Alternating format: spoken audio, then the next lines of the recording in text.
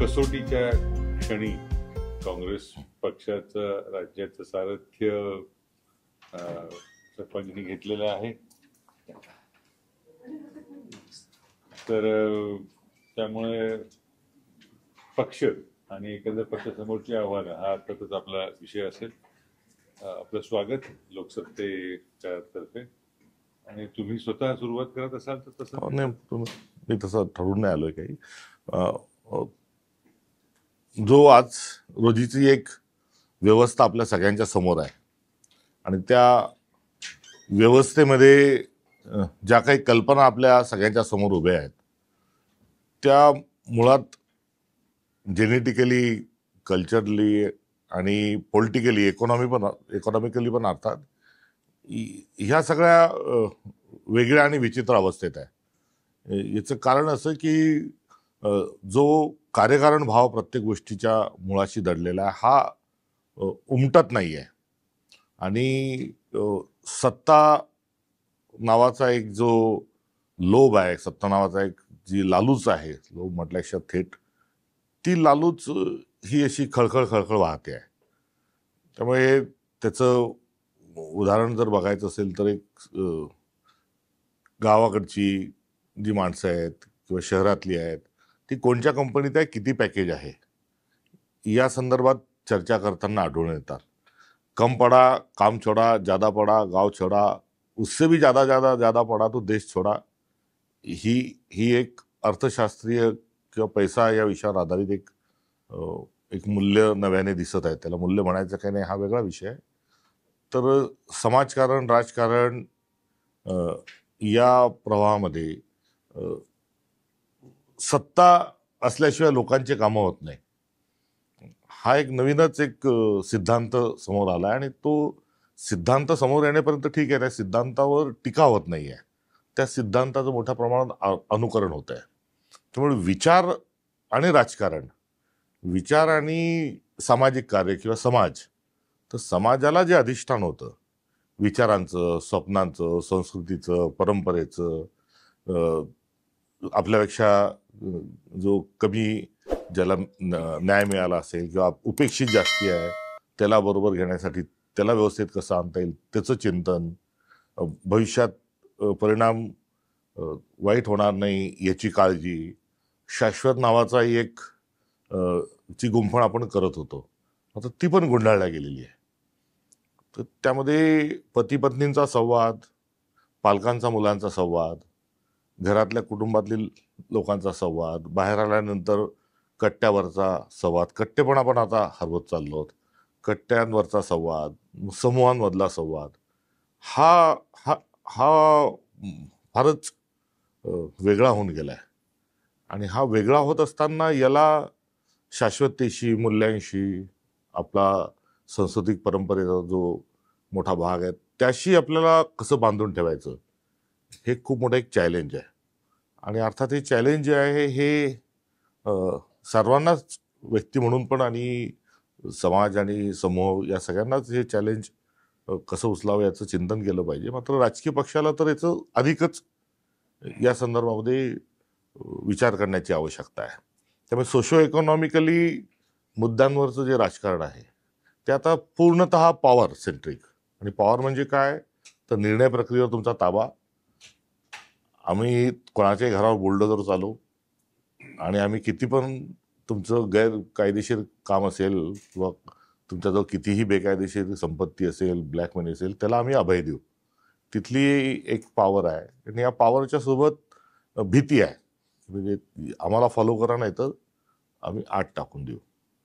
तर या सगळ्या नॉईसमध्ये व्हॉइसेस जे आहेत सगळ्या उपेक्षितांचे, पीडितांचे, शोषितांचे, शेतकऱ्यांचे, शेतमजुरांचे, जे आपण एक सर्वजण त्या शब्दांचा वापर नेहमी करतो आणि ते खरे पण आहे. ते काही एवढ्या काळात अनेक शब्द आपण गुळगुळीत केलेत, पण या टर्म्स अद्याप शार्प आहेत. आणि अनफॉर्च्युनेटली जेवढी उपेक्षा होईल तेवढा त्यांचा जो आवाज आहे हा त्यांच्या किंचाळ्यात तो परिवर्तित होईल. या संदर्भात हा व्हॉइस टॅप करण्यासाठी, त्या व्हॉइसला टॅप करण्याची सिस्टीम म्हणजे पॉलिटिक्स आणि सत्तेचं विकेंद्रीकरण हा मार्ग आहे. मध्ये म्हटलंय की to the people, by the people, for the people. आणि आता काही काळ असंही होत राहिलं की to the MLA, by the MLA, for the MLA. मग नंतर काही जास्तीच जेव्हा 2-3 पक्ष एकत्र आले तर to the minister, by the minister, for the minister. पण आता हे पण दिसत नाही. आता काही राजकीय टीका म्हणून मी करतोय, पण त्याच्यात कुठे अतिशयोक्तीचा भाग असेल तर निराळा. मात्र हम दो और हमारे दो, म्हणजे एक फोन कोणत्या तरी एका मोठ्या माणसाचा येतो आणि तुम्हाला त्या निर्णयापासून लगेच फारकत घ्यावी लागते किंवा तुम्हाला निर्णय बदलावा लागतो किंवा समोरच्याला मंत्रिमंडळात घ्यावं लागतं, बघावं लागतं. तर आता ही एवढी सेंट्रलाइज जी पॉवर होत चालली, मग खालच्या जो बॅलन्स जो बिघडलेला आहे सगळा सत्तेचा, याचा संसाधनावर ताण येतोय. शेतमालाला भाव कमी का दिला जातं त्याचे एक राजकारण नव्याने होत आहे का, असा एक संशय नाही. तो माझं एक ठाम मत कैलास नागरेच्या अंत्यसंस्काराला मी दिला होता तेव्हा ती चितेवर जळताना तो पण एक विचार आला आहे. तोही आहे बेरोजगारीचा प्रश्न वाढत चालला आहे आणि जी इकॉनॉमी आपली आहे, म्हणजे श्रीमंत अधिक श्रीमंत होत चाललाय, गरीब अधिक गरीब होत चाललाय. तर या परिस्थितीत आता एक राजकीय पक्ष आहे ना, त्यानं आम्ही कसं पुढे काम करावं हे फार मोठं एक आव्हान आहे. आणि आमची लिगसी आहे, काँग्रेस काय आहे, विचार काय आहे, देशात कसा आहे, प्रत्येक गावात आहे, हा जो आपण सगळ्यांनी ऐकलेला जो आहे नुसता याच गोष्टी करून होणार नाही. तर सगळ्या समाजाच्या घटकाला सोबत घेऊन आणि सांस्कृतिक लढा पण त्याच्यात जोडून पुढे जाणं ही आज काळाची गरज आहे. आणि या गरजेमधले जे पर्याय आहेत त्या पर्यायामध्ये, आणि अर्थात हे एक पॉलिटिकलच एक जो प्रोसेस आहे, ती राजकीय प्रोसेस या गोष्टींना करू शकेल. आणि त्या राजकीय प्रोसेसमध्ये दोनच पक्ष आपल्या देशात आहेत. एक आहे BJPचा जो विचार आहे तो, आणि दुसरा जो आहे तो काँग्रेसचा विचार. आता BJPच्या मूळ विचारामध्ये अनेक दुसरेही भांडवलदारांचे फोर्सेस घुसले आहेत. त्यामुळे तो BJP प्लस हितसंबंधांचं असं एक कडबोळ त्या ठिकाणी आहे. तर दुसरीकडे एक काँग्रेस आहे, कारण रिजनल पार्टी देशभरातल्या, म्हणजे महाराष्ट्राच्या बद्दल बोलत नाही, पण देशभरातल्या रिजनल पार्टी सकाळी आपण पेपर उघडून बघितल्यानंतर कोणतीही रिजनल पार्टी कुठे पण ही स्थलांतरित होऊ शकते. तर हे दोन फ्लो आहेत. आणि जेव्हा फ्लो म्हणतो आपण तेव्हा ही जबाबदारी देखील. तर एका या जबाबदारीचं महाराष्ट्रातल्या एका 14 कोटी लोक ज्या राज्यामध्ये राहतात आणि एकंदरीत 1,80,00,000 इन्कम टॅक्स भरणारे लोक जिथे राहतात, जे मुंबईसारखं एक अर्थशास्त्राच्या दृष्टिकोनातून जी राजधानी आहे ते इथे आहे, अशा राज्यामध्ये हे काम करणं हे खरोखर एका बाजूला आव्हान आहे, दुसऱ्या बाजूला ती संधी आहे. मात्र संधीच्या पलीकडे आता एक करो या मरोची एक स्थिती ही डोळ्यासमोर दिसती आहे. त्यामुळे सत्ता, संघटन आणि विचारधारा या 3 गोष्टी प्रांताध्यक्ष नात्याने माझ्या समोर आहेत. प्रत्येक काही तुमच्या निवेदनात 2-3 प्रश्न निर्माण होतात. एक तर हे तर सामाजिक वास्तव ठीक आहे, खरं खोटं त्याच्याविषयी मतभेद असू शकतात, पण पहिला महत्वाचा मुद्दा, अशा अवस्थेमध्ये काँग्रेसचं पुनरुज्जीवन करण्याची कुठली योजना तुमच्याकडे आहे, हे कसं केलं जाईल? दोन्ही प्रश्न एकच आहे. आणि दुसरा मुद्दा, तुम्ही हा जो सगळा विचारधारेचा मुद्दा मांडताय, आता अरुण शौरींनी एक सरळ सोपी सुंदर व्याख्या करून टाकलेली आहे की BJP इज काँग्रेस प्लस काऊ. भाजपमधनं जर गाय वेगळी काढली तर काँग्रेसची आर्थिक धोरण आणि भाजपची आर्थिक धोरणाच्या मध्ये फरक काय? केवळ भांडवलदार त्यांना अशा अर्थाने म्हणणं कितपत योग्य आहे? तर पहिला प्रश्न, काँग्रेसचं पुनरुज्जीवन कसं होईल? काँग्रेस ही काहीतरी पर्याय देऊ शकते असं लोकांना कसं वाटेल, यासाठी तुम्ही काय करू इच्छिता महाराष्ट्रामध्ये तरी? आणि तो तिसरा मुद्दा अर्थातच विचारधारेत काय फरक? एक धर्म सोडला तर भाजपची आणि काँग्रेसची विचारधारा काय आहे? अरुण शौरींचं एक्झॅक्टली आपण जे वाक्य सांगितलं मी जरूर त्याच्या संदर्भात माहिती घेईल, कारण मला कल्पना नाही त्याची. मात्र राजकारणातून अर्थशास्त्र, म्हणजे राजकारणातून अर्थशास्त्र यावं हे एक राजकारण आहे आणि अर्थशास्त्रातूनच राजकारण निर्माण व्हावं. तर काँग्रेस कोणची आहे ह्याच्यावर नाही बोलणार, मात्र सध्या जे आहे ते अर्थकारणातूनच राजकारण हे जन्माला येत आहे. याच्या संदर्भात काही पुरावे पण आहेत. पण हिंदुत्वाच्या अनुषंगाने फरक काय आहे? तर फरक हा आहे की भांडवलदार जो आहे मनमोहन सिंगांनी जाणलं, ही घटना किंवा हा उद्देश सांगितला जातो. नरसिंहराव त्यावेळेस प्राईम मिनिस्टर होते, किंवा भांडवलदारांची एक आपण जेव्हा यादी काढतो तेव्हा मग हा भांडवलदार काँग्रेसशी संबंधित नव्हता का, म्हणजे काँग्रेसच्या आमच्या काही घराण्याशी संबंधित नव्हता का, असे सांगितलं जातं. तर ते उद्योगपती असणं आणि व्यापारी असणं हा एक बेसिक फरक आहे.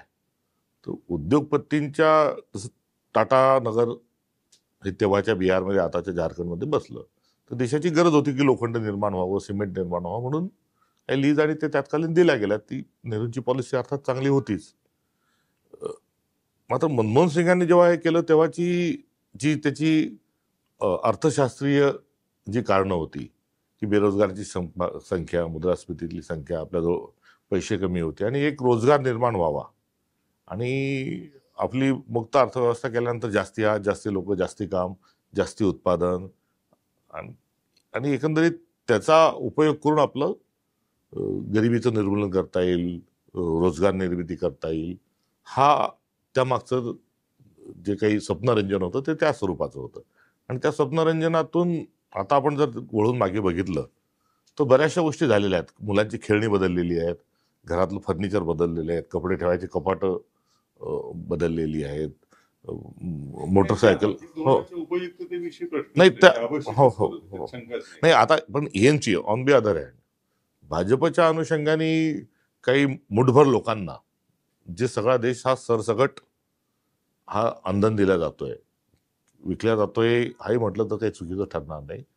काही निवडक लोकांनाच मोठं करण्याचा जो मग ते काँग्रेसवरती पण आरोप झाला ना, तुमच्या काळात अंबानी, आमच्या काळात अदानी, असं भाजपवाले म्हणतात. तो आरोपाचा भाग चालत राहील ना, परंतु आपल्याला याच्या मदतीला अनेक जे पॅरामीटर्स आहेत, ही होत असणारा जो प्रगतीचा एकंदरीत जो वेग होता, त्यासोबत ह्युमन डेव्हलप इंडेक्समध्ये आपण वरती चाललोय का खाली चाललोय, दरडोई उत्पन्नामध्ये आपण कुठे चाललोय, कुपोषणाचं जो रेशो आहे त्याचे आहेत, हॅपीनेस इंडेक्स पर्यंतचे आपण सगळे इंडेक्स जर बघितले त्यामध्ये त्या पायावर ही इकॉनॉमी उभी आहे इथपर्यंत जरी आपण बोलत असतो तरी त्याच्यातलं एंड आउटपुट जे घेण्याची जी पद्धत बदलली आहे, ही पद्धत पूर्णतः बदलली आहे. जसं 56 साली नेहरूंनी कमाल साठवणूक क्षमतेवर त्यांनी बॅन आणला आणि त्यावर कोणी करू शकणार नाही जास्ती साठवणूक, इसेन्शियल कमोडिटी ऍक्ट लागेल. मग जास्ती आपण बंपर उत्पादन घ्यायला लागलो गव्हाचं, तांदूळाचं, त्या 2 वर्ष उठवलं. मात्र तेल बियाणे, साखर आणि डाळी, द्विदल धान्य यावर बंदी कायम होती. मोदी साहेबांनी आल्याच एप्रिल 2014 मध्ये पहिला निर्णय काय घेतला असेल तर तिच्यावरची जी लिमिट आहे ती काढून टाकली. ही लिमिट काढल्या काय झालं की काही दिवस बूम आला मार्केटमध्ये 3-4 महिने. मात्र आता सोयाबीन 2 वर्ष जरी पिकलं नाही तरी जो सॉलोन प्लांट आहे त्यांच्याजवळ तेवढा स्टॉक होऊन गेला आणि आता बफर स्टॉक सगळ्यांनी करून ठेवले आणि त्यामुळे काय झालंय की सोयाबीनचं तेल 150 रुपये लिटर आणि सोयाबीन 3,500-4 हजाराच्या दरम्यानच नेहमी राहतं. म्हणजे सोयाबीन जे 80 रुपयावरून होतं ते दुपटीवर चाललं गेलं. मात्र सोयाबीनचा भाव जो 5,000 होता हा 4,000 आला. तर ही इकॉनॉमीतला जो फरक आहे हा काँग्रेस आणि भाजपतला फरक आहे. ही मुद्दे तुम्ही का नाही पटवून देऊ शकलं लोकांना परिणामकारकपणे? म्हणजे त्याचा युक्तिवाद फसवा होता का, तुमची परिणामकारकता नव्हती का, लोकांची तेवढा संवाद नव्हता? कारण काय म्हणून तो पहिला प्रश्न की पक्षाचं पुनरुज्जीवन होणार कसं? हे आम्ही करू शकलो नाही हे मात्र हे खरं आहे. त्यामुळे आम्ही करू शकलो नाही हे प्रामाणिकपणे कबूल करायला काही अडचण नाही, कारण कबूल केलं तरच त्याच्यात तो दुरुस्ती होईल. आता आमचं नाही चुकलं, इतरांचं कसं चुकलं याची पण एक मोठी यादी आम्हाला करता येईल. पण इश्यू या म्हणजे हे आधीच बसवायच्या अनुषंगाने एक इश्यूजच्या अनुषंगाने ज्या मुद्द्यांवर सेंट्रलाइज होत चाललंय, म्हणजे मानवाच्या उत्क्रांतीमध्ये 10,000 वर्षापूर्वी भावना जन्माला आली, 5,000 वर्षापूर्वी विचार जन्माला आला. तर मग भावनिक दृष्टिकोनातून अजूनही माणसाचं ट्रिगर लवकर त्याला आपण साथ घालू शकतो. तर जात आणि धर्म या विषयाचा इमोशन जो आहे हे मात्र त्याला टॅकल करावं लागेल. त्याला जात आणि धर्मासोबत जी आपली संस्कृती, एक विवेक, याची जी सांगड घालणं आवश्यक होतं ती कुठेतरी ते सर्वांचं आहे. त्याच्यामध्ये एक राजकीय फेल्युअर आपण म्हटलं तर मला काही ते अमान्य होणार नाही. मात्र हे करणारे काही निवडक लोक आहेत की ज्यांनी अशा स्वरूपामध्ये हे चित्र निर्माण केलं. आणि याच्यातले काही धागेदोरे जे आपल्याकडून शिकलो ते इंटरनॅशनली जे काही फ्लो आलेत त्याचे परिणाम तो आपल्या इथे आहेत. इथे जसं इडली महाराष्ट्रातला माणूस तो त्याच्या पद्धतीने करतो किंवा चायनीज फूड म्हटल्यानंतर भारतातलं चायनीज तिकडचं वेगळं, तर इथे येऊन त्यांनी तशी एक सरमिसळ करून या फंडामेंटल आणि बेसिक मुद्द्यांवर लक्ष जाणार नाही अशी व्यवस्था तयार केली आहे. आपण बीजेपीचं आणि काँग्रेस हिंदुत्वाचा एक संदर्भ जो बोलले तर इथे पण खूप मोठा फरक आहे. म्हणजे काँग्रेस हा अद्वैत सिद्धांताच्या अनुषंगाने जो विचार आहे त्याच्यातलं बरंचसं काही पूर्णच्या पूर्ण त्याच तत्वज्ञानावर आधारित आहे असं म्हणणं माझं घाईचं होईल किंवा त्याच्यावर एक व्यापक पक्षांतर्गत आणि बाहेरी चर्चेची आवश्यकता आहे. मात्र बसवेश्वर स्वामींनी एक तत्कालीन जो धर्म आपला होता त्याच्यातल्या चुका, उणिवा किंवा त्यातलं मुठभर लोकांच्या हातात असणारा विषय, ज्या काही टर्म्स होत्या त्यांना सोडून कंटाळून त्यांनी क्रांती केली, एक वेगळा थॉट दिला.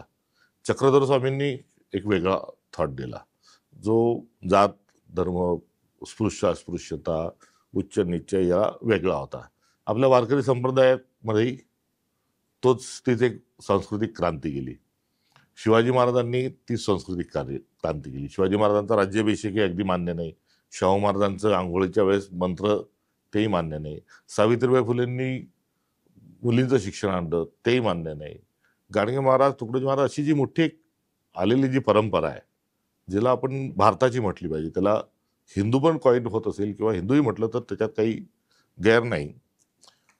आता हा सगळा जो धागा आहे हा आपल्या संविधानाशी, आणि संविधानामध्ये त्याच्यात गुरुनानकांचाही फोटो आहे, शिवाजी महाराजांचा आहे, रामाचा आहे, कृष्णाचा आहे, बौद्धांचा आहे.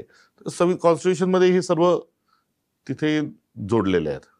आता याच्या नेमके जे विरोधात होते, जे ज्या लोकांना कंटाळून बसवेश्वरांनी धर्म स्थापन केला तो, चक्रधर स्वामी वेगळे निघाले ते, शिवाजी महाराजांचा राज्याभिषेकाला विरोध केला ते, तुकारामांच्या गाथा डुबवल्या तो विचार, ज्ञानेश्वरांनी संस्कृतमधली गीता मराठीत लिहिली ते, इथपासून आता त्याला शब्द केला किंवा पुन्हा एक गोंधळ निर्माण करण्याची एक असे त्याच्यामुळे माझा तर थेट नथुराम गोडसेंनी गोळी मारेपर्यंतचा आहे थोडे. तर हे दोन मधले हे फरक आहे आणि हे फरक पण खूप समाजामध्ये घेऊन जाण्याची आवश्यकता आहे. माझ्या आजोबाजवळ जेवढं विश्लेषणात्मक शहाणपण होतं तेवढं माझ्या मुलाजवळ ते आणण्यात कुठेतरी कमी समाज पडलाय, हे मात्र माझं थेट निरीक्षण आहे. भाजपने जो धर्म आणला त्याचा प्रभाव जास्त आहे राजकारणावरती, बाकीचे सगळे मुद्दे बाजूला पडले असं थेट म्हणता येईल का याच्यावर? हो, धर्म आणत असतानाही जो धर्म समता सांगतो, जो बंधुता सांगतो, जो भुकेल्याला भाकर सांगतो, जो शोषित पीडित असेल त्याला प्राधान्य सांगतो, तो धर्म त्यांनी बाजूला ठेवून त्यांनी कर्मकांडावाला किंवा कोणत्या विशिष्टच्याच अनुषंगाने जो मांडला, वास्तविक पाहता ते विशिष्टही दाखवण्याचा एक प्रयत्न आहे. त्याच्या मागे कारस्थान आहे. जेव्हा आपण तिथेही तो कुठेतरी एक तेढचा एक मुद्दा आहे. तो पण मला व्यक्तीच्या कार्यकर्ता पॉलिटिकली पण पर्सनली पॉलिटिकली तो काही मला मान्य नाही.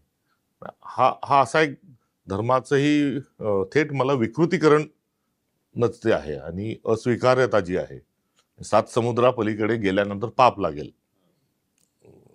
हा धर्म त्यांचा आहे आणि आता विश्वात्मके देवे हा धर्म आमचा आहे.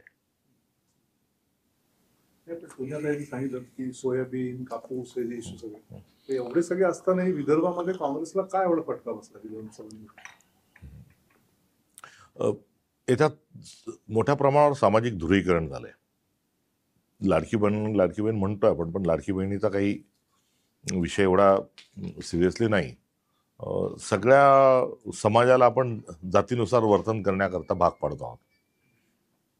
हे आमच्या अपयशाच्या मागे आणि त्यांच्या यशाच्या मागचं एक कारण आहे. दुसरं, लोकसभेच्या निवडणुकीनंतर जरा अति आत्मविश्वासही जो होता तोही आम्हाला आडवा आल्याचं हे कबूल केलं पाहिजे. ती आता निवडणुका झाल्या आहेत आणि आपल्यासारखे लोक बसल्यावरही जर ते गिळून घेतो पाप, कॅबिनेट नक्की करायला लागलं त्याचा तिथे त्यांचा नाही, तो खुर्चीचा तो थोडा दिवसाही स्वप्न पडायला लागतात. ती त्याचा एक फटका होता. आणि पुन्हा याच्यासोबत जे काही प्रश्न आहेत, म्हणजे निवडणूक आयोगाच्या कामकाजाच्या अनुषंगाने जे प्रश्न उपस्थित झालेले त्याचं उत्तर अद्याप मिळालं नाही. आणि त्याच्यात लपाछपी करण्याची काही गरज नाही.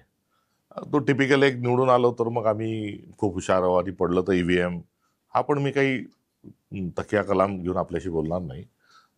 त्याच्यापेक्षा वेगळा जो विषय या निमित्तानं समोर आला आहे तो आला आहे की महाराष्ट्रभरात लोकसभा निवडणुकीनंतर 75 लाख मतदान वाढलेलं आहे. हे आपल्याला मतदारसंघ निहाय काढता येईल, तो डाटा उपलब्ध पण आहे. आणि या निवडणुकीमध्ये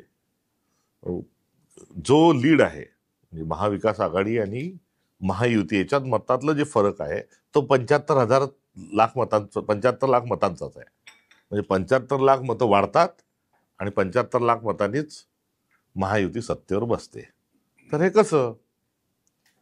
तर हा योगायोग आहे का यामागे काही काळबेरं आहे? हे याचं उत्तर निवडणूक आयोगाने दिलं पाहिजे.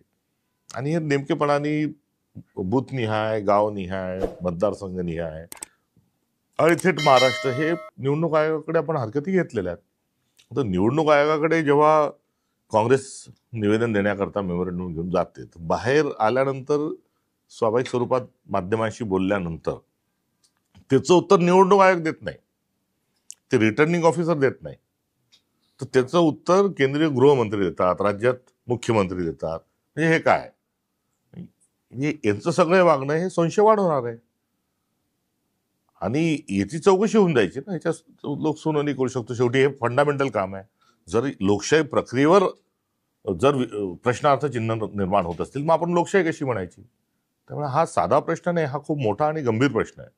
आणि याला गांभीर्याने केंद्र सरकार आणि राज्य सरकारने निवडणूक आयोग घेत नाही, ही वस्तुस्थिती आहे. ते 75 लाख वाढलेल्या मतदान हा काही गारुडीचा प्रयोग होता का, जादूचा खेळ होता का, खरोखर वाढले? आजपर्यंत कुठेही कोणत्याही देशात, भारतात कोणत्याच निवडणुकीत आतापर्यंत एवढा बूम आलेला नव्हता. तर हा पण एक मुद्दा जो आहे यांच्या यशाच्या मागे दडलाय का, हा जो आम्ही आरोप जबाबदारी पूर्ण करतो, याची चौकशी करावी ही मागणी आहे. आणि ते चौकशीपासून पळता म्हणजे आमच्या संशया बरोबर आहे, याला बळ मिळत आहे. हा आमच्या पुरता नाही, पण यांनी हा संभ्रम ठेवू नये.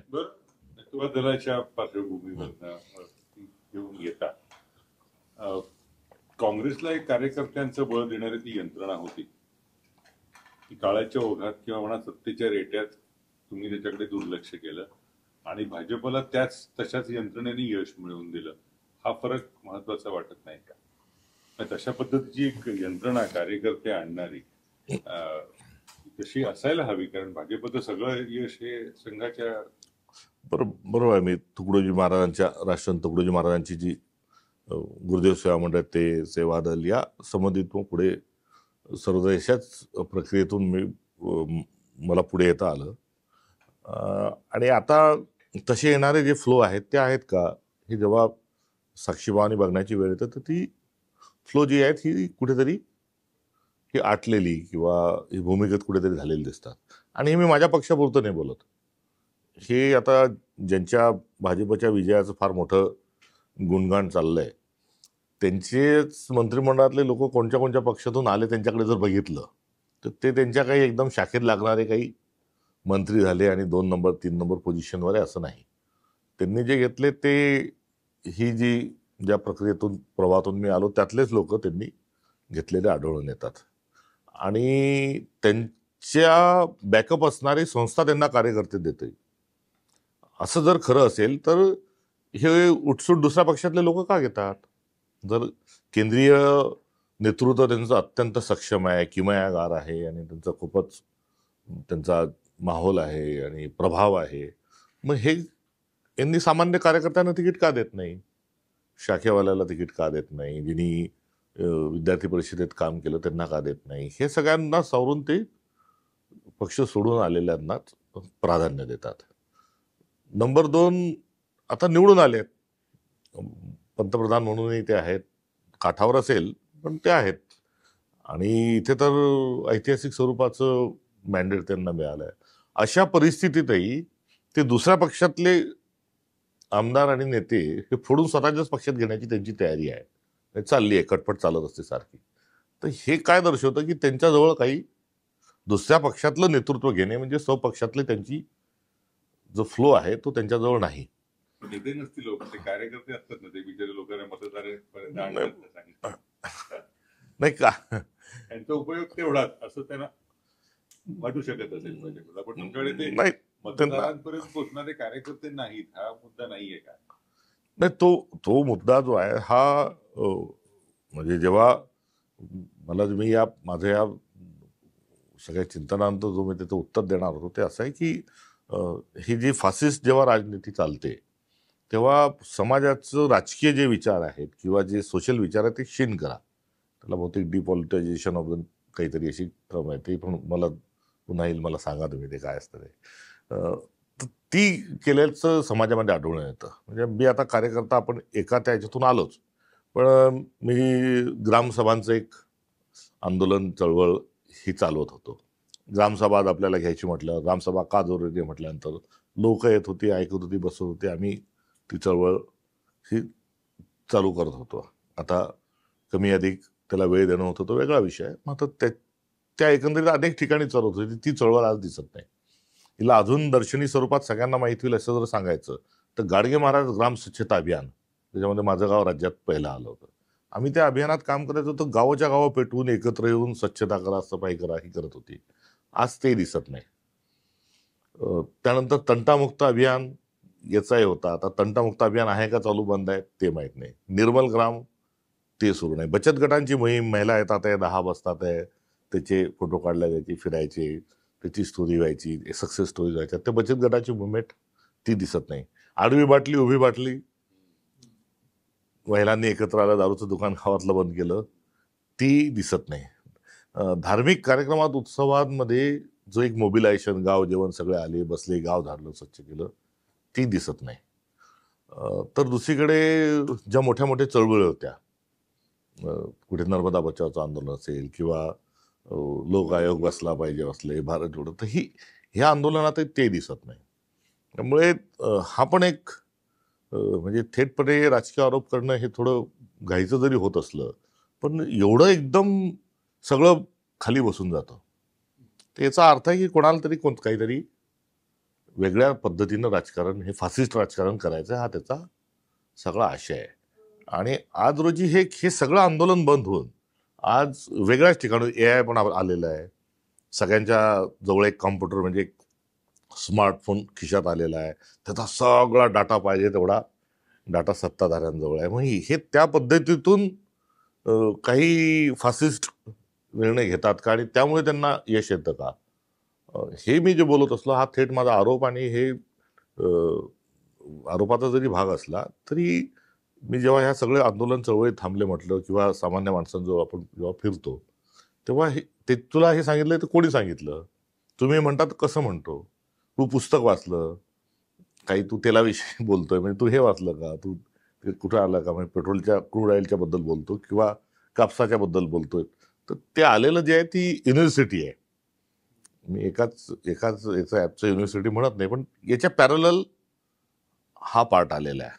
आणि माझा उत्तरच आहे की ह्या सगळ्या कार्यकर्त्यांचे येणारे फ्लो हे कुठेतरी अडवल्या जात आहेत.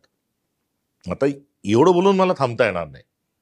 आता हे पुन्हा हे पाणी प्रवाहित करून माणसं आले पाहिजे, कार्यकर्ता आले पाहिजे, इश्यू बेस राजकारण करायचं, काय आरोप प्रत्यारोपाच्या किंवा खूप मोठे संसाधनं एखादा इव्हेंट करायचा, तसं न करता काही चळवळी या सगळ्या विचारांच्या अनुषंगाने ह्या आम्हाला तयार कराव्याच लागतील. आणि त्यासाठी आमचं सेवादल असेल किंवा अन्य ज्या संघटना ज्या या फासिस्टच्या विरोधातल्या आहेत यांच्यासोबत काम करावं लागेल आणि एक व्यापक जनसंवाद आणि एक कृती कार्यक्रमातून पुढे जावं लागेल, एवढं मात्र खरं आहे. सुरुवात संवादाची झाली की सत्ता या मुद्द्यापासून झाली. काँग्रेसची लिगसी काही असली तरी फॅक्ट ही की सत्ता काँग्रेसलाही हवी आहे. स्पर्धक वाटते त्या मार्ग जर अवलंबतो तर त्यासाठी आपली चौकट कुठेतरी परंपरेची तोडून पलीकडे जावं असं आतापर्यंत पक्षाला का नाही? आपण सत्ता हवी आहे तर ते खरं आहे ना, आम्हाला मतं हवी आहेत, आम्हाला सत्ता हवी आहे. मात्र सत्ता मिळाल्यानंतर काय करायचं आहे तर त्याचा पण एक अजेंडा आमच्याजवळ आहे. त्याच्यात काही झालेले अपघात किंवा त्याचं एखाद्या व्यक्तीने त्या ठिकाणी काही केलं असेल तर त्याचा संदर्भ घेऊन मोटस ऑफ ऑपरेंडीला ब्लेम करता येणार नाही. त्यामुळे सत्ता हवीच आहे, मतं हवीच आहे आणि ते कशासाठी उपयोगात आणायचे, खालच्याला वर आणण्यासाठी शोषित मुक्ती, त्याची एक आमची रितसर त्याचा एक कन्सेप्ट आहे, तो क्लिअर आहे. आणि संविधानाला अभिप्रेत भारत निर्माण करायचा, संविधान काही बदलायचं नाही. आपलं संविधानाची जी प्रास्ताविका आहे ती आणि त्यातल्या आतल्या त्या कंटेंटवरच जायचं आहे, हे झालं गणित. आता ते घातले गेल्यानंतर कसंही करून ते मिळवा, तर ते कसंही करून मिळवा हे काही काँग्रेसला हे मान्य नाही. आणि त्यासाठी निवडणुका येतील जातील, मात्र आयडिओलॉजी जी आपण पकडून ठेवलेली ती कुठल्या परिस्थितीत सोडायची नाही, हे काँग्रेसच्या लिडरशिपचं. आणि त्याच्यामध्ये काही वरचे जे लीडर आहेत, शीर्ष नेतृत्वच त्यासाठी आग्रही आहे असं नाही. तर या मुद्द्यावर जेव्हा चर्चा होते तेव्हा खालचा पण माणूस जो आहे तर तोही म्हणतो की नाही आपल्याला हे करायचं नाही. आता हे करता करता डिस्कशन इतकं पुढे आलं. आता याचं मी एक तात्विक उत्तर दिलं. आता त्याचं व्यावहारिक उत्तर हे आहे की या सगळ्या गोंधळामध्ये समोरच्यांजवळ इतके संसाधन येऊन गेले आहेत की आम्ही समजा कोणचं एकक वापरू नये. आता त्याला आम्ही एक पोतं जर त्या ठिकाणी तयारी दाखवली तर समोरचे 10 पोते दाखवतील, आम्ही 10 दाखवले तर ते 10,000 दाखवतील. त्यामुळे ती लढाई पण आता जी आहे ती त्या पातळीवर जाऊन लढणं आता तितकंसं शक्य नाही.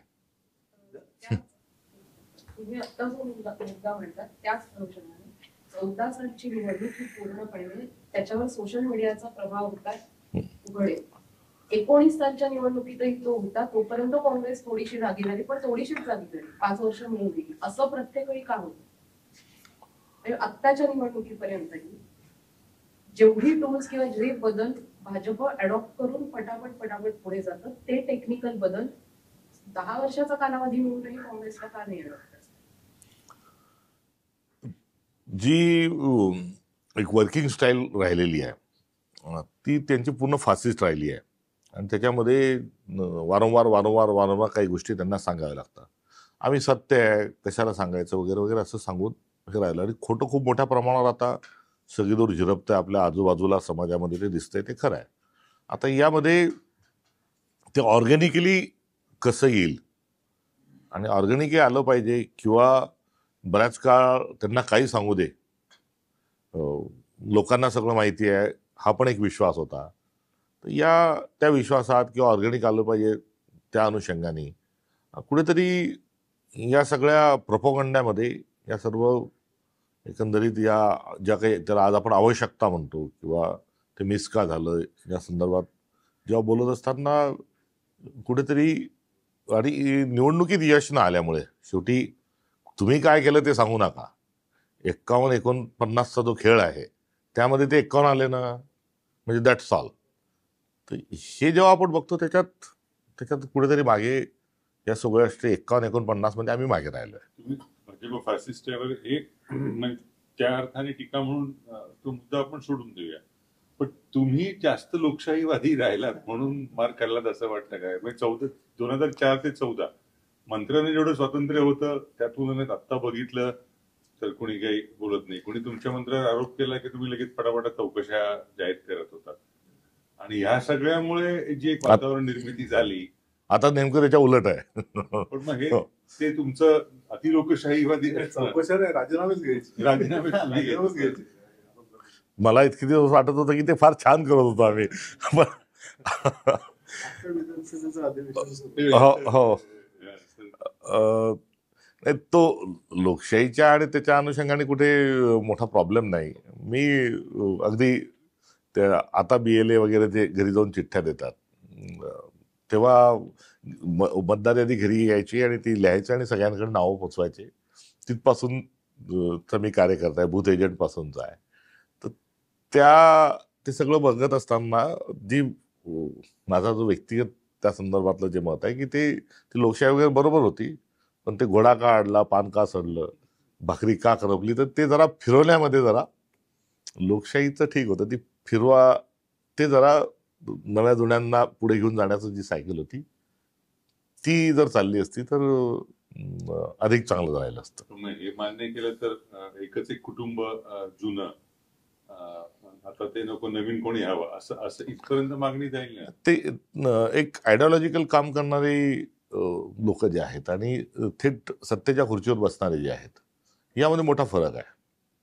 आजही गांधी आम्हाला हवाच आहे, आणि ज्या परिवारातले 2 शहीद झाले आहेत आणि पक्षाला एकत्र ठेवण्याच्या अनुषंगाने हंबलली एक थॉटवर जे चालतात, तर तिथं स्ट्रेंथ आहे.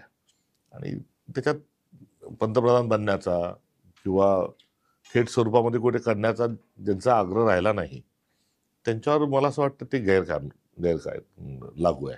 कारण अनेक संस्था आहेत, खूप चांगल्या संस्था आहेत, त्यांची संस्थाची चेअरमन किंवा जे मालक आहेत तेच आहेत, मात्र ती जी त्या वृत्तपत्रांच्या माध्यमातून असेल, अनेक चांगल्या संस्थांच्या माध्यमातून कारोबार जो आहे तो वेगळा चालतो.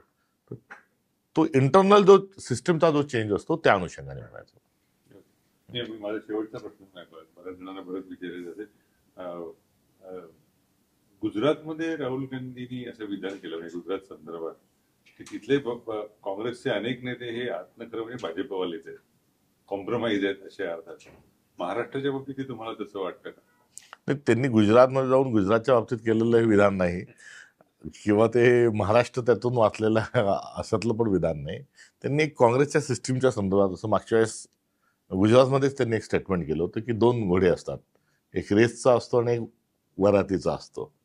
आणि त्यामध्ये म्हणजे त्यांनी त्यांचा आलेला अनुभव सांगितला. त्यांनी ते काही पदयात्रेत चालताना तर त्या दोघांना योग्य ठिकाणी ठेवल्या जात नाही, म्हणजे रेसवाला रेसमध्ये पाहिजे आणि कार्यक्रमातला कार्यक्रमात पाहिजे.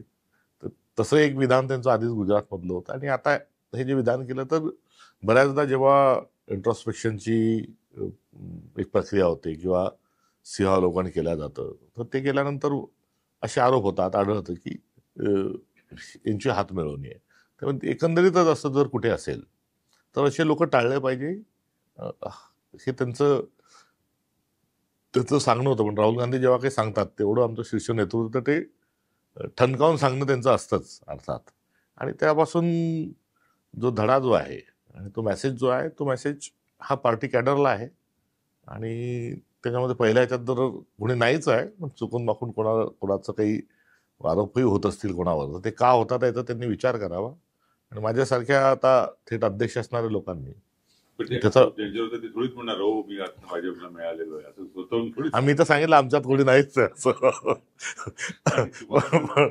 पण कारवाई तुम्हाला त्या अध्यक्षपदापणे नेण्यामध्ये ईडी तुमच्याकडे मध्यरात्री येऊ शकत नाही, हेच एक कारण महत्वाचं होतं, हे मानलं जात होतं, बरोबर?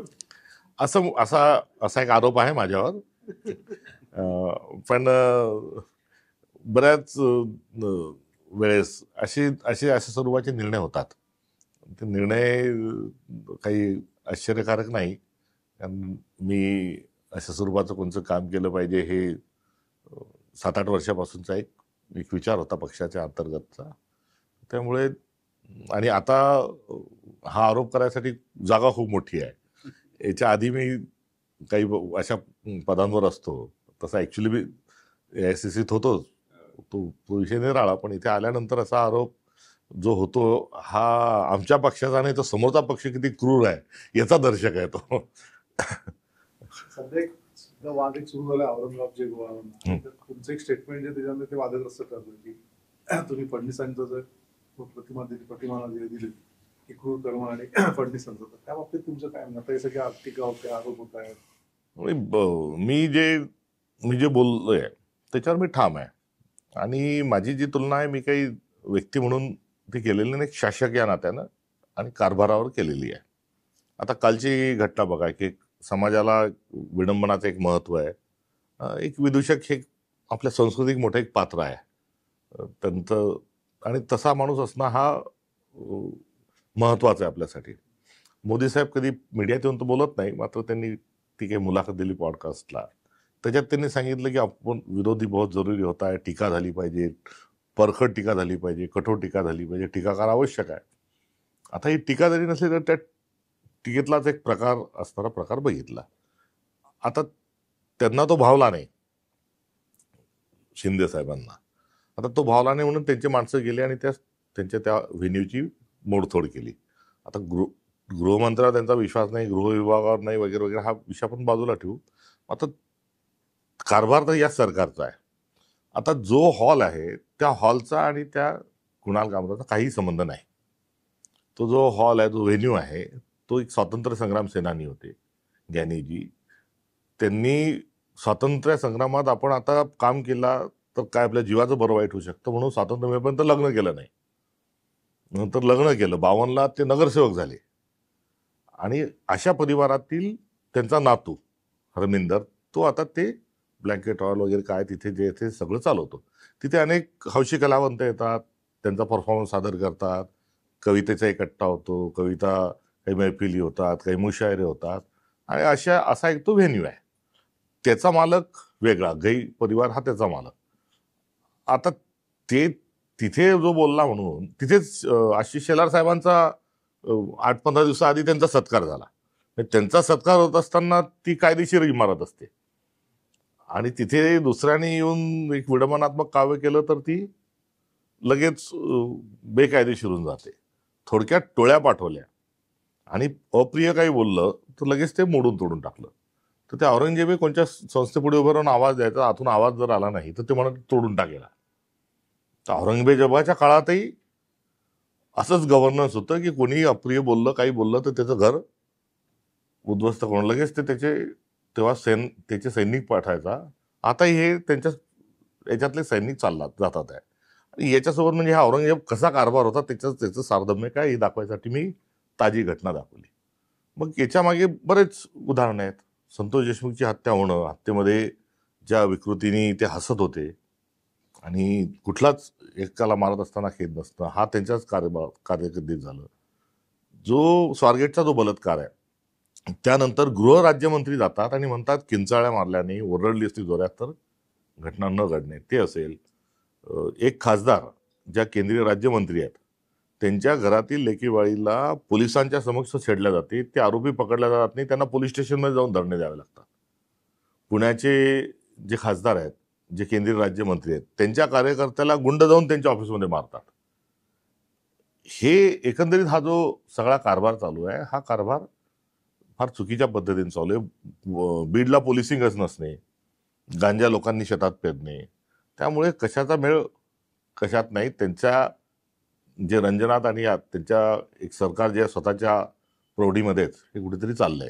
साहित्य संमेलनाला 20 कोटीची तरतूद केलेली आहे, पण बहुतेक 2च कोटी पोहोचलेत. बाकीचे मोठा भाग जो आहे तो त्यांनी त्यांच्या जाहिराती पेपरमध्ये देण्यात खर्च केलेला आहे. तर मग हे स्वतःचीच तारीफ करून घेणे, कायदा सुव्यवस्था नसणे, शेतकऱ्यांच्या प्रश्नाकडे लक्ष नसते, दिलेले जे निवडणुकीचे जे अभिवचन आहेत ते अर्थसंकल्पात विसरू जाणे, या अनुषंगाने मी त्यांची तुलना जी आहे ती औरंगजेबाच्या कारभाराशी केली. आणि ती कारभाराशी त्यांच्या करत असताना दुसरं यात आहे की आपण एक आपल्या याच्यात तुगलकी कारभार नावाचा पण एक शब्द आहे. तर तसाच तुगलकी कारभार जो आहे तो वेगळ्या आशयाने आहे आणि औरंगजेबाचा कारभार वेगळ्या आशयाने आहे. तर तुर्तास यांचा जो कारभार आहे हा तुगलकी कारभार पुढचा अर्थसंकल्प असाच चालला तर पुढच्या वर्षी कदाचित मला तो आरोप करता येईल. पण यावेळेस तर औरंगजेबासारखा त्यांचा कारकीर्द आहे, हे मी जे बोललो हे लॉजिकली बरोबर बोललो. तुम्ही एक विषय काढता की केंद्रीय राज्यमंत्र्यांनी सांगितलं की त्यांचीच मुलगी सुरक्षित नाही तर महाराष्ट्रातल्या म्हणजे मुलगी कशी सुरक्षित. पण आता अधिवेशन चालू असताना तुमच्या स्टेटमेंटवरनं काही सभागृहात उपस्थित केलं नाही. नाही, या संदर्भामध्ये जो फ्लोअर मॅनेजमेंटचा जो विषय आहे तो फार मोठी एक महाराष्ट्राच्या लोकशाहीला एक डोकेदुखी झालेली आहे. दुखी या अर्थाने की निवडकच बोलू द्यायचं आणि तिथे चर्चा ज्या आहेत त्या बघायला आपण की चर्चा होऊ शकल्या नाही. पहिला आठवडा तर असा होता की पहिल्या आठवड्यामध्ये एक काही शब्द निघाला वापरला की मुख्यमंत्री पळून गेले, उपमुख्यमंत्री पळून गेले, असा काही संदर्भ आला. तो पूर्ण 137-38 आमदार जे आहेत ते विरोधी पक्षावर धावून जाणे किंवा काही निवडक विरोधक उभे राहिल्यानंतर गोंगाट करणे, गोंधळ करणे, त्यांना काही शेलक्या भाषेत खाली बसून बोलणे बस सांगितलं. तर पहिल्या आठवड्यात, आता पुढच्या आठवड्यात मारामारी आपल्याला विधानसभेत बघायला मिळते की काय, असं एक चित्र निर्माण झालं होतं. अर्थात दुसऱ्या आठवड्यात काही ज्येष्ठांनी बसून त्याची जी मारामारीची परिस्थिती आहे ती कमी केली असेल. मात्र मूक बहिर आणि आंधळ्या स्वरूपाचं हा एकंदरीत सरकारचा कारभार आहे. आणि बोलल्या जात असताना ते क्वाईन न करणं किंवा बोलू न देणं, विरोधकांनी अर्धा वेळ प्रस्तावावर चर्चा करावी, अर्धा वेळ सत्ताधाऱ्यांनी करावी, ही आपली संसदीय प्रणाली आहे. आता या अधिवेशनामध्ये 3 जे आहेत आमदार हे सत्ताधारी बोलतील आणि मग चौथा विरोधकांचा बोलेल. म्हणजे तुम्ही जी 50%ची वेळ होती ती 25%वर आणली. एकंदरीत तिथे जी हेल्दी चर्चा झाली पाहिजे किंवा खूप मोठे विषय आहेत. एक शेतकऱ्याची आत्महत्या होते, तो 8 पानी पत्र लिहितो कैलास नागरे, त्या आत्महत्येच्या संदर्भातही तिथे चर्चा न होऊ देणे. अर्थात तिथं सत्ताधाऱ्यांनी विरोधकांनी दोघांनी उपस्थित केली आणि त्याच्याऐवजी मग एकामागे एक विषय येत राहणे. मी तर औरंगजेबाच्या संदर्भातला कारभाराची तुलना मी तर केली, मात्र शिंदे साहेबांनी तर फ्लोअरवर ऑन रेकॉर्डवर आणली ती आणि त्यांच्याकडे बोट दाखवून त्यांनी तो आरोप केला. त्यामुळे ते इंटरनल जे विषय आहेत तेवढ्यापुरतंच राजकारण केलं गेलं आणि विरोधकांना बोलण्याची संधी या अधिवेशनामध्ये खूप कमी मिळाली. विरोधकांचा आमचा अनुभव असा असतो की विरोधक काहीच बोलत नाहीत, बाहेर खूप बोलतात. पण महत्वाचे विषय जे आहेत, शेतकऱ्यांचा प्रश्न किंवा तुम्ही आता जे मुद्दे सांगितला त्यातला एकही आमदारांनी तुमच्यातला सभागृह विषय मांडला नाही. काँग्रेसचे आमदार गैरहजर असतात मोठ्या संख्येने. विधेयक मंजूर होताना सभागृहात नसतात. पक्षाचे अध्यक्ष म्हणून जर तुम्हाला पुढे काँग्रेस हे करायचे असेल तर तुम्ही काँग्रेस कुठे आमचे तिथे आता एकंदर 16 आमदार आमचे आहेत. आम्ही तिन्ही मिळून 50च्या आसपास आमदार आहेत. तर या म्हणजे बोलायला येत असताना जो आमचा वेळ आहे तर तो म्हणजे 4 झाल्यावर 1, मग पुन्हा 4, मग 1, म्हणजे 4. तुम्ही माझा 10 ऐकून तर घ्या. 10 आणि मग पुन्हा 4, 14, 15 नाही हो ना, मग 16वा नंबर हा काँग्रेसवाल्याचा लागतो. बरोबर आहे मॅडम. आता ते 16वा तो येईल कधी, बोलेल कधी. आता जे ठरावाचा अंतिम आठवड्याचा प्रस्ताव बघितला, विरोधकांचा 293चा बघितला, याच्यामध्ये शेतकऱ्यांची ही जी आपण सांगितली मुद्दे होते ना त्या ठरावात. आता 5 ठराव क्लब करणे, हे सत्ताधारी हे सगळे प्रयोग करणार हे गृहीत धरून तुमच्या आमदारांची तयारी जास्त हवी होती ना, दिसायला तरी हवे होतं. भुजबळ सर एकटे असताना मांडायचे ते सगळ्यांना पूर्ण उरले त्यावेळी होतं. मग ते तुमच्याकडे स्वाभाविक व्यक्ती असून सुद्धा कोणी बोलत नाही. भुजबळ साहेब एकटे जेव्हा होते तेव्हा पंतप्रधान म्हणजे मुख्यमंत्री जे आहेत ते वेगळे होते ना, ते वेगळे मुख्यमंत्री त्यांना बोलू देत होते. आता ते होते खरं आहे, पण एक असू नये किंवा त्यांच्या टीकेची तेव्हा विरोधक गंभीरतेने विरोधी पक्षाचा जरी असला तरी सत्ताधारी त्याची 2 घेत होते. आता या मुख्यमंत्री महोदयांनी तेवढं मन मोठं दाखवावं. ते लगेच पुढून विरोधाकडून पडला तर उठून त्याचं उत्तर देता. अधिवेशनाच्या पूर्वसंध्येला विरोधकांची जी बैठक होती त्यात काँग्रेसचा एकही आमदार उपस्थित नव्हता.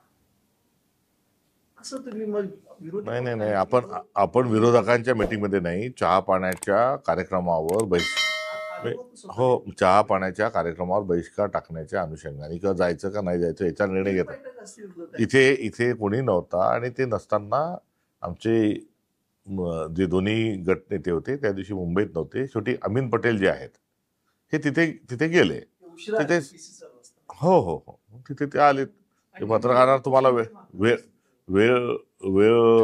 तिथला जो आहे वेळ दिलेली होती प्रेसला, म्हणून ती प्रेस झाली.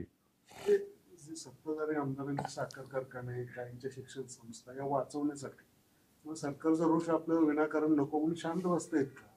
आणि हे जर असे शांत बसले तर काँग्रेस रस्त्यावर उतरून काय आंदोलन कधी करणार?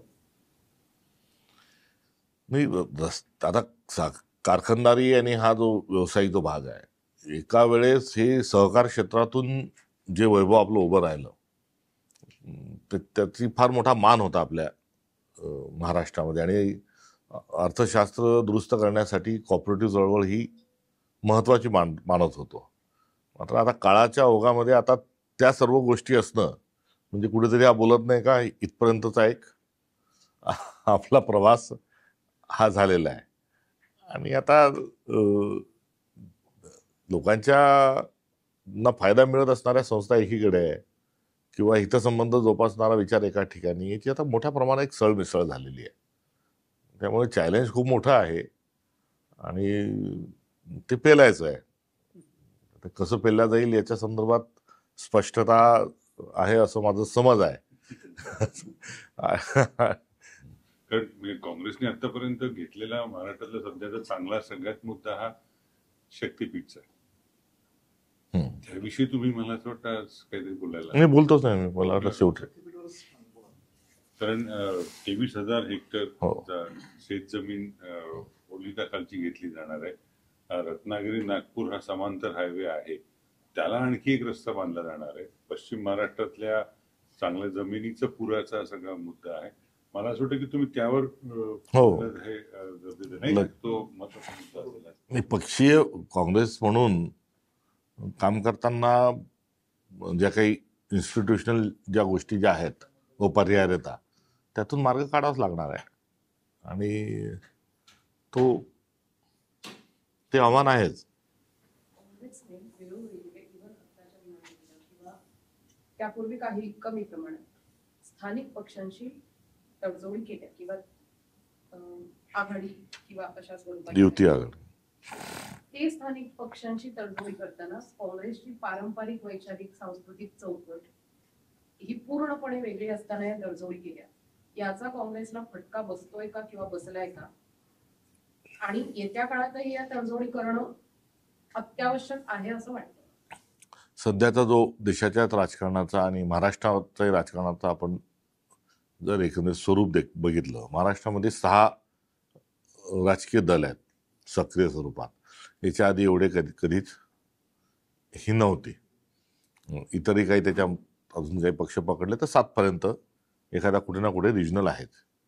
आता या महाराष्ट्राच्या भूगोलामध्ये, संस्कृतीमध्ये, लोकशाहीमध्ये 6 पक्ष एकदम काही त्याच्यात काही बसू शकत नाही. मग ते 6चे 2 करावं लागतील, 3 करावं लागतील, म्हणजे कुठे ना कुठे युती आघाडी होईलच. देशभरातही सर्वांनी म्हणजे संविधानवाद्यांनी सगळ्यांनी एकत्र येऊन या संविधान बदललेल्या प्रवृत्तीच्या विरोधात लढावं म्हणून तिथेही आहे. त्यामुळे एकंदरीत युती आघाडी जी आहे ती राजकीय अपरिहार्यता आहे. आणि ही काँग्रेससाठीच नाही तर ही काँग्रेस विरोधी जी बाजू आहे त्यांच्यासाठी आहे. आणि जेव्हा अपरिहार्यता म्हणतो तेव्हा त्याच्यात कॉम्प्रोमाइज हा शब्द अपरिहार्यतेमध्ये हा दडलेला असतो. तेव्हा खुशीने काही कोणी आघाडी युती ही काही करत नसतं. त्यामुळे अशा ह्याच्यात ती करावी लागलेली आहे. आता त्याचे प्लस आणि मायनस हे दोन्ही आपापल्या ठिकाणी आहेत. आणि येणाऱ्या काळात आता स्थानिक स्वराज्य संस्था निवडणुकीमध्ये नेमकेपणाने जी भूमिका घ्यायची आहे ती घेतल्या जाईल. पण तो आता ऑक्टोबरचा पेपर आहे, त्याच्या मार्चमध्ये त्याचं उत्तर कशाला लिहू मी? सिलेबस बदलेल. नाही, अभ्यास झालेला आहे. पण तुम्हाला जी अपेक्षा आहे माझ्याकडून तेच करणार आहे मी कशाला फटाका फोडतो. त्याच मुद्द्याला जाऊन एक माझा प्रश्न असा आहे की गेल्या वर्ष हे मोठ्या निवडणुकांचं होतं, या वर्षी आता स्थानिक स्वराज्य संस्था म्हणतात नगरपालिका किंवा महापालिका. काँग्रेस बरीच वर्ष महाराष्ट्रातल्या अर्बन सेंटर्स मधनं बऱ्यापैकी झालेलं आहे, उखडला गेलेला आहे. पण कुठेतरी तुमच्या प्लॅनिंग मध्ये हे असतं का की तुमचं जे सुरुवातीचं जे निवेदन किंवा हे होतं ते थोडंसं आपलं ग्रामीण भागामध्ये काँग्रेसची संस्कृती, ग्रामीण भागामध्ये पूर्णपणे काँग्रेसची पाळमुळ असली होती, पण अर्बन सेंटर्स कुठेतरी पुन्हा तुम्हाला रिकॅप्चर करण्यासाठी तुमचं काही प्लॅनिंग आहे का? कारण तो मोठा बरोबर आहे, करेक्ट. ते दिवसेंदिवस ग्रामीण भाग इव्हॉपरेट होत चाललाय आणि तो अर्बनायझेशनकडे शिफ्ट होत आहे. तर तो बरोबर आहे, पण माझा सुरुवातीला मी तो संस्कृती, समाज, परंपरा ह्याच्या म्हणत होतो, ह्या तिथे पण लागू आहेत, अर्बनला पण त्या लागू आहे. किंवा या सगळ्या टर्म्सला शहरातला माणूस जास्ती रिॲक्ट करतोय. हा, म्हणजे मी जे मांडणी जी केली त्याच्यामध्ये तो त्याला रिस्पॉन्स जास्त देतो. खेड्यातला काही लोकल कारणं असतात, काही पर्सनल कारणं असतात, त्याच्यात इथे त्याला काही दोन्ही विषय नसतात. ते बरोबर आहे आपण सांगता ते, कारण 74व्या घटनादुरुस्तीनंतर हा बघायला मिळालं. कारण 73-74 घटनादुरुस्तीनंतर रिजनल पार्टी झाल्या.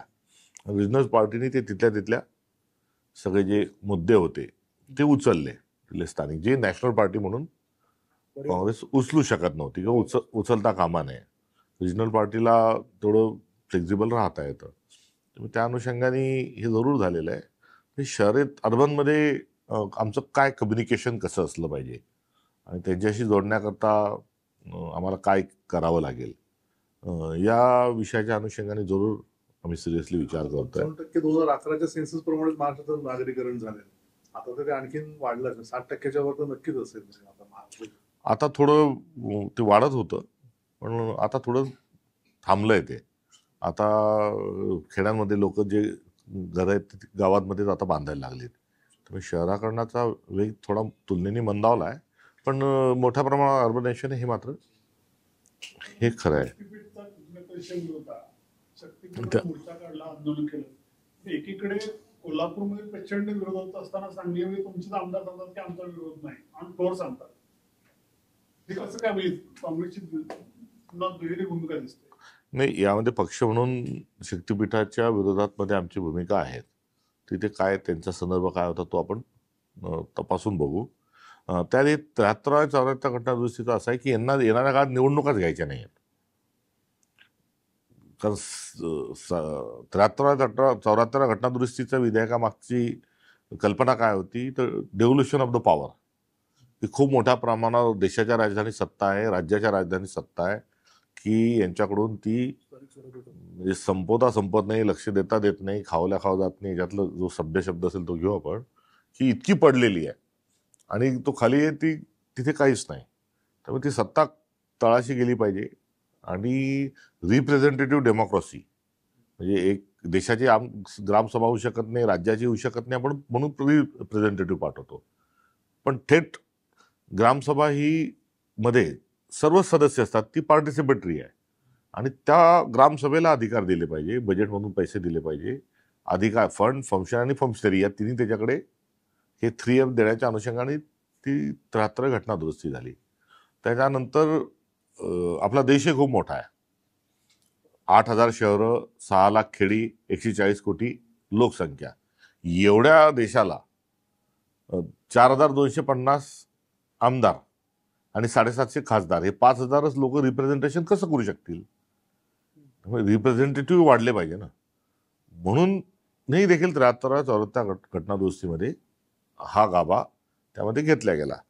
आता सत्ता विकेंद्रीकरण हा विषय घेऊन अधिक डेव्होल्युशनची आवश्यकता होती.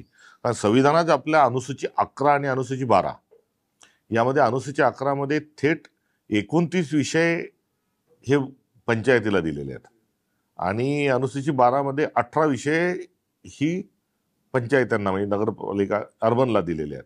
यातले डेव्होल्युशनचं काम अजून झालंच नाही, कारण त्याची डिमांड नाही. आपण अधिकार नागरिक म्हणून आपण वावरत नाही सध्या. आपलं बिहेवियर जे आहे हे वोटर म्हणून आहे. आपण सिटिझन ऑफ इंडिया या असं वर्तन आपण कधी करणार आहोत? कारण कॉन्स्टिट्यूशन अमेंडमेंट झाली, कॉन्स्टिट्यूशनमध्ये अनुसूची 11 आली, 12 आली, अनुसूची 10वर खूप चर्चा झाली आपली आता, पण ते मागत नाहीये. त्यामुळे ती डिमांड क्रिएट होत नाहीये, ती सोडल्या जात नाहीये. आणि हा तसाच ब्लॉक असताना आता सगळी सत्ता जी आहे ती वर पाहिजे. म्हणजे लोक आता विसरले, आपल्या गावा आपला ग्रामपंचायत सदस्य होता, सरपंच होता, पंचायत समिती सदस्य होता, पंचायत समिती सभापती होता, जिल्हा परिषद सदस्य होता, जिल्हा परिषद अध्यक्ष होता, नगरपालिकेचा आपला नगर अध्यक्ष होता, मेयर होता, हे लोक विसरले. तर ही विसरले म्हणजे काय, ती सगळी सत्ता फडणवीस साहेबांच्या जॅकेटच्या दोन्ही खिशामध्ये त्यांना ही हवी आहे. आणि वर गृहमंत्री अमित शाह साहेब आणि मोदी साहेबांना वर हवी आहे. त्यामुळे सगळी सत्ता आमच्याजवळ. आणि त्या सगळ्या राजकारणामध्ये, त्या मानसिकतेमध्ये या निवडणुका गेल्या 3 वर्षापासून ह्या ठप्प आहेत. त्यामुळे निवडणुका आणि स्थानिक स्वराज्य संस्था म्हटल्यानंतर आपण जे आहोत ते कधी होणार, मग आघाडी होणार का युती होणार, कसं सोबत घेणार यात येतो. अरे बाबा ते होऊ तर दे. आणि ते होत नाही तर का होत नाही आहे याबद्दल तर आपण थोडंसं बोलू सगळे मिळून. आणि त्या निमित्ताने डेव्होल्युशनचा आग्रह कसा धरता येईल, मात्र हे एकदम हा पार्ट जो आहे तो ब्लॉक करून टाकलाय. ती खूप मोठी एक फेल्युअर आहे. ते म्हणजे सिटीजनचं फेल्युअर आहे. पॉलिटिकल पार्टीलाच बोलून ते होणार नाही, तर ते खूप मोठा एक आपलं फेल्युअर आहे.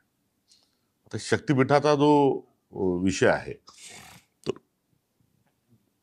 आता शक्तीपीठ दुसरं काहीच नाही तर सेंट्रल इंडियापासून तर गोव्याच्या समुद्रापर्यंत, म्हणजे गोव्याच्या बंदरांपर्यंत हा उद्योगपतींना टाकलेला हा रेड कार्पेट आहे.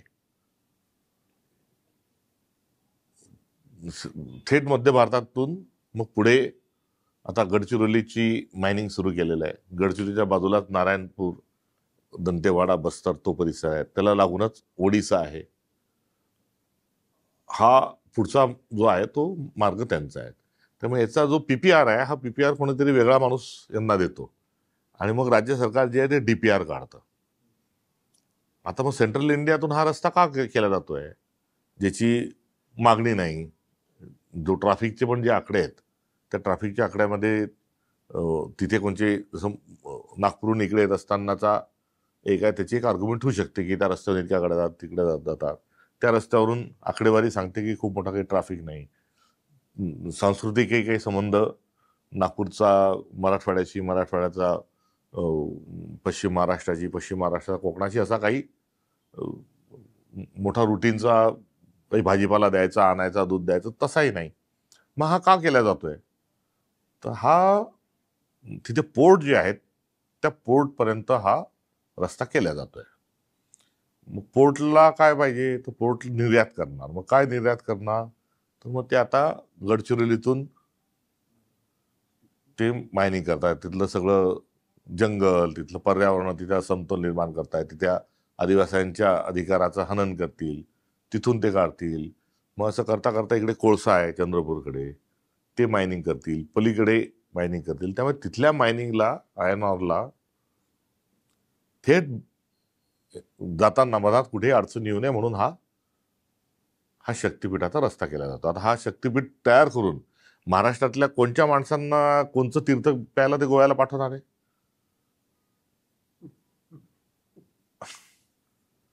म्हणजे गोव्याला, पंढरपूरला जाताना आपण रस्ता झाला पालखी मार्ग, तर खूप मोठी तिथे दिंडीच्या वेळेस गर्दी असते. मुंबईला येत असताना सांगितलं गेलं की मुंबईला ट्रॅफिकचा इथे फास्ट पोचता यावं, किंवा भाजी जी आहे ती फ्रेश मुंबईच्या बाजारात यावी, दूध मुंबईच्या बाजारात यावं, असं विदर्भात सांगितलं गेलं. आता इथे काय सांगणार आहे, तर गोव्याला काय घेऊन जायचं आणि काय आणायचं, तर म्हणजे हा पुन्हा एक समाज नाचवण्याचाच प्रयत्न आहे का, हा एक प्रश्न या निमित्ताने उपस्थित होतो. त्यामुळे सेंट्रल इंडियापर्यंत हा एक कॉरिडॉर उघडून द्यायचा. आणि यासोबतच हे जे जातीय वातावरण तयार केलं जाते, हे कोकणात पेटवलं गेलं. कारण दापोलीला बॉक्साईडची खाण सापडली, तिथलं उत्खनन सुरू केलं. राजापूरला आयर्न ऑर सापडलंय, तिथली लीजची प्रक्रिया सुरू आहे. सिंधुदुर्गच्या कोकणातल्या 2 स्थळातल्या 2 तालुक्यांमध्ये तिथे पण आयर्न ऑर सापडलंय. आता तिथलं आयर्न ऑर काढता यावं, तिथला कोकणातला माणूस अडू नये, नडू नये, मग तो हिंदू मुस्लिम मध्ये गुंतून ठेवल्याशिवाय दुसरा पर्याय नाही. शक्तीपीठाचा जो रस्ता आहे हाही काढून घ्यायचा असेल तर अशा वेगळ्या नॉन इश्यूवर जोपर्यंत जात नाही किंवा जातीय दंगलीच्या स्वरूपात येत नाही, तोपर्यंत त्या रस्त्याला कोणी, म्हणजे लोक इकडे एंगेज राहतील, हा रस्ता काढून घेतील. एक नक्षलाईट मुवमेंटला एक कॉरिडॉर तयार करण्याचा प्लॅन त्या नक्षलवादी चळवळीजवळ होता. जो थेट गुजरातच्या समुद्रापासून तर ओडिसापर्यंतचा एक असा कॉरिडॉर करायचा होता. त्यांना भारताच्या गृह विभागाने आणि एकंदरीत भारताच्या सर्व राज्य सरकारने तो होऊ नाही दिला. मात्र आता हा एक उद्योगपतींसाठी एक कॉरिडॉर जो आहे हा तयार केला जात आहे. काँग्रेसची भूमिका काय आहे त्याच्यावर? हा काँग्रेसची ऑलरेडी सतीश पाटील साहेबांनी कोल्हापूरला जी भूमिका घेतलेली आहे आणि या सरळ सरळ सरकारी तिजोरीवर हा येत असणारा हा ताण आहे आणि अनावश्यक आहे. त्याच्याऐवजी शेतकऱ्यांची कर्जमाफी करा जी तुम्ही अधिवेशनामध्ये सांगितली ती. तुम्ही काय फक्त उद्योगपतींचं चांग भलं करायला बसलेले आहेत का? उद्योगपतींचेच तुम्ही कर्ज माफ करणार आहे का? तुम्ही शेतकऱ्यांची कर्जमाफी करा. त्यानंतर बेरोजगारीचा मोठा प्रश्न आहे, बेरोजगारांना नोकऱ्या लागत नाही आणि शेती या सेक्टरमध्ये काही सबसिडायझेशन झालं पाहिजे. तिथे उद्योग प्रक्रिया काही फळ उत्पादन फळ प्रक्रिया असतील किंवा काही वेगवेगळे जे असतील त्यासाठी ती बेरोजगारी कमी करण्याच्या अनुषंगाने ते बजेटिंग केलं पाहिजे. संजय राऊत हा मुद्दा शक्यपट असं तर तुमचं म्हणणं आहे की आता बंटी पाटलांनी कोल्हापूर आंदोलन केलं तिथला स्थानिक मुद्दा घेऊ, पण काँग्रेस राज्यव्यापी काही याच्यावर आंदोलन करणार? हो करेन. याच्यात मी काँग्रेसचा या मार्गाला विरोध आहे आणि विरोध असायचं कारण काय ते पण मी आपल्याला सांगितलं. म्हणजे विरोध आहे तो नुसता नाही होऊ देणार नाही असा नाही. आता विरोध होऊ नये म्हणून इकडे समाजाचा तानाबाना हे डिस्टर्ब करतात आहे, सोशल फॅब्रिक अशांततेचं वातावरण तयार करतात आहे. आणि दुसरं यामध्ये खूप मोठ्या प्रमाणावर पैसे देऊन हे सरकारच्या तिजोरीवर त्याचा भार येईल आणि खूप जास्ती पैसे देऊन शेतकऱ्याला कडून जमीन काढून घेतील आणि कुठल्याही परिस्थितीत उद्योगपतींचा दबाव असल्यामुळे तो रस्ता करतील. त्यामुळे या सगळ्यामध्ये काँग्रेस म्हणून आम्हाला हो म्हणण्यासाठी आणि त्याला समर्थन देण्याचं काही कारणच नाही. कारण याच्यात जेही होत आहे हे मॉरली, प्रिन्सिपली, इकॉनॉमिकली आणि पर्यावरणाच्या दृष्टिकोनातून हे चुकीचंच आहे आणि एवढ्या चुका असताना त्याला आम्ही विरोध करणं स्वाभाविक आहे. उलट याच्यात अजून तुम्ही मला सांगा की नाही याच्यात असं केलं पाहिजे, मी ते त्याच्या चर्चेलाही तयार आहे. आणि हा मी तोच प्रश्न मला आधी विचारला होता की कोल्हापूर आंदोलनाला विरोध होतो नाही. सांगलीमध्ये तुमची लोक ओपनली मागणी करतात की आम्हाला रोड पाहिजे. आता कोल्हापूरच्या पण काही भागामध्ये खनिज सापडलेले आहेत आणि याचं अलाइनमेंट पण त्या ज्या तालुक्यांमध्ये खनिज सापडले तिथूनच आहे. त्यामुळे ते आपण जी सूचना केली आहे त्याच्यावर आम्ही चर्चा करतो. आज इकडे यायचं होतं म्हणून तिथे ती चर्चा थांबली होती, तर उद्या सकाळी त्यांच्याशी पुन्हा न्यायालयामध्ये काही याच्या आधी जे प्रोजेक्ट घेऊन गेलो त्याच्यात न्यायालयामध्ये काही स्कोप विशेष असत नाही आणि न्यायालयाच्या जळक्या घरातून काय काय सापडलेले बघितलेलं असल्यामुळे तिथे कपाळाला हात मारून घेण्याशिवाय काही दुसरं. शेतकऱ्यांना एवढे पैसे दिले जात आहेत की हा जो रोड आहे तो अंजनी हाराळ पाटलांच्या गावातून जात आहे, तिथले काही दादा जाऊ दे जमीन पैसे तरी मिळतील, कुठं शेतीला काय मिळतं? करेक्ट. आता माझा मुद्दा राहिला तर बरं थँक्यू तुम्ही प्रश्न. यामध्ये हे कारस्थान आहे शेतमालाला भाव न देणे. म्हणजे आता तूर शेतातून निघाली आणि आता तूर 12,000 रुपयात जाणार असं शेतकरी ठरवून बसलेलं असतानाच आयात झाली आणि ते झटकन 12,000 सोयाबीन 6 आपलं तूर 6,000 7 बाजून मागे गेली. आता पुन्हा कांडला बंदरमध्ये 2 जहाज आली आहेत. म्हणजे तुम्ही शेतातून उत्पादन होत असताना राहू द्या, ते तुरीची डाळ कमी झालेली नाही, मात्र तुरीचा भाव हा कमी झालेला आहे. सोयाबीनचं आपण तेच बघितलं, द्राक्षाचं आपण तेच बघतोय. सगळ्या शेतमालाचे भाव कमी ठेवायचे म्हणजे शेतकरी आपली जमीन देण्याकरता इच्छुक असला पाहिजे. म्हणजे हे किती क्रूर राजकारण सुरू आहे.